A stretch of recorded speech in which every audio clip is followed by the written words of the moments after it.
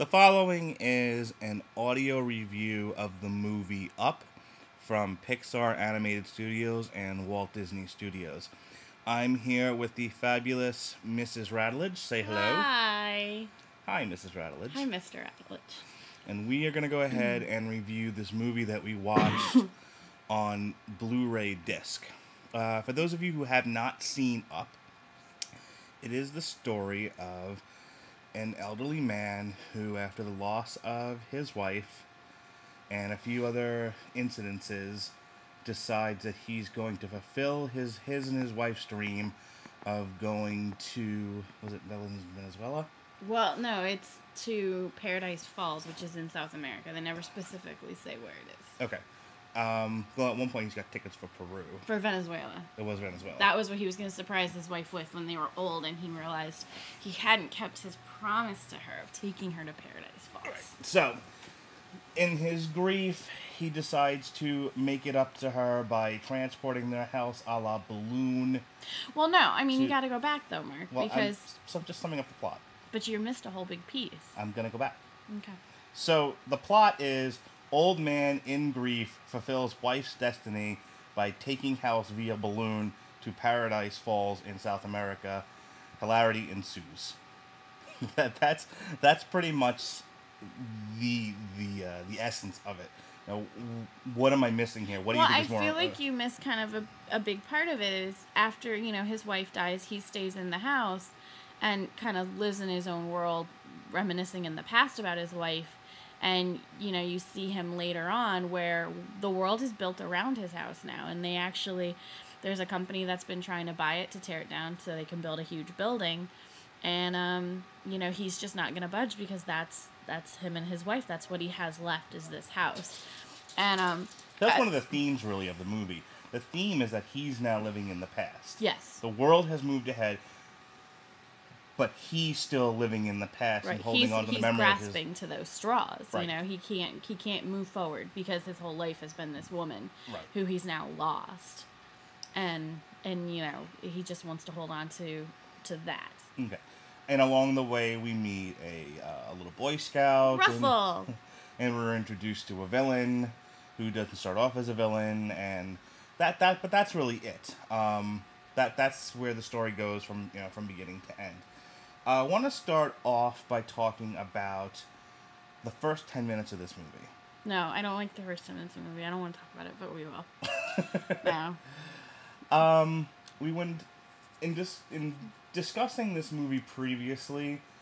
I was talking about this with actually Mr. Pappy Radulich Senior, who those of you who have heard my radio show PC Live, he is called on a few times. My liberal pappy. When Up first came out in the movies, what the reviews were, what they said about it was that it's the most powerful 10 minutes in animation you'll ever see in your life. I think it goes beyond animation, though. I can't think of another movie I've seen that in 10 minutes can get you from laughing to sobbing uncontrollably because you really can go on that journey with the characters. Right. And I don't want to give away a lot of the plot, so I think that's also why I really kept my summation to a bare minimum.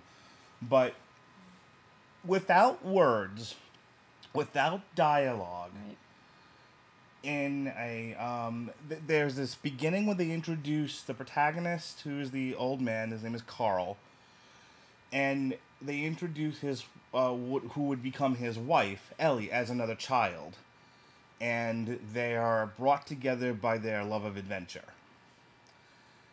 And then there's this montage that takes place over about a 10-minute period, maybe a little bit less, of their life together, from childhood to her death. Mm-hmm. And like I said, I'm getting a little teared up just talking about it. It's really powerful. I mean, I think any adult, I don't think children are going to understand this part of the movie. I think any adult who has lived through a relationship, I mean, currently married or not currently married, I think any person who's been in a relationship that was, your love of your life, you really are moved by this because you can understand you know, what's that feeling of having everything right there and spending every day with this person and having them with you and sharing those little moments and those big, you know, the big happy moments and the little small moments, like, you know, in bed at night reading a book, and the really tragic things that can happen in life when you're in a relationship. Because you really do see it all in do. in the 10 minutes. You see good things, you see bad things. You don't really see them fight at all. You see, you know, there were a few moments where she shows him sort of indulgence and patience. Right.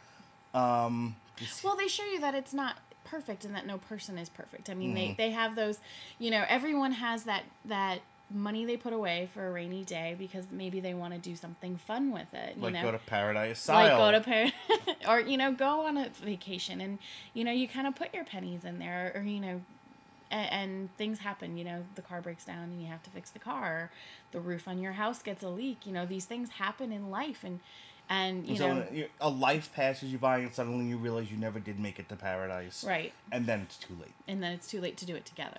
And so without, again, getting into the specifics of what is going on in this movie, let me first say that it was incredibly painful for Melissa and I to watch this because some of this has happened to us. Yes. And it definitely, again, it's one of those things, like, you see the movie and you talk about it and it's like, wow, the emotion is still really there. And you have to stop and really reflect on, this is an animated movie. This is a Disney Pixar movie that's evoking this much emotion. And I want to move the chains forward now and actually talk about that. And another reviewer, goes by the name of Confused Matthew, talked about The Incredibles and how dark it is in the beginning. And not dark, like, it's not the Dark Knight. You know? I'm not talking about, you know, that we're blowing up hospitals and that sort of thing. But what he says about The Incredibles, I think, can go for a couple of the Pixar movies, this definitely being one of them. And that is, look, these are supposed to be children's movies, okay? These are children's movies that have very much adult, and I don't mean pornographic or vulgar or insidious in any kind of way, but definitely adult themes.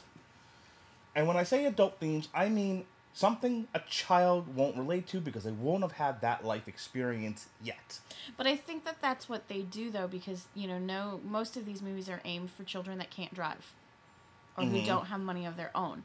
And so I think one of the things that Pixar does that's so smart is they say, okay, we know we're going to have the adults in there for 90 minutes. How can we help the adult not want to kill themselves because we're giving them, you know, such a, you know, childish movie? Because who hasn't gone to a kid's movie that was so inane, so trite, so contrived, such BS, that the parents, like, I never want to go see another children's movie again. Ferngully. Was Ferngully that bad?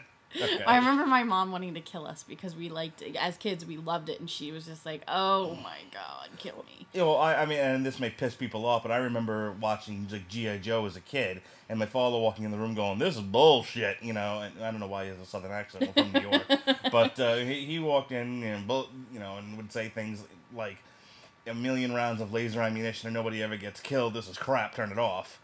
So yeah, if you don't capture, I think, the attention of the adults, I think you have less of an opportunity to sell tickets. So, like I said, it's dark, but not, you know... Like I don't think dark is the right word. I think it's dramatic. Heavy. It's heavy, It's very heavy. Heavier than I think is necessary in a children's movie. And this is the point that I was making to you yesterday when we talked about it in sort of preparation for this review. Where I think Up succeeds is and I think The Incredibles succeeded Up more so after watching The Incredibles.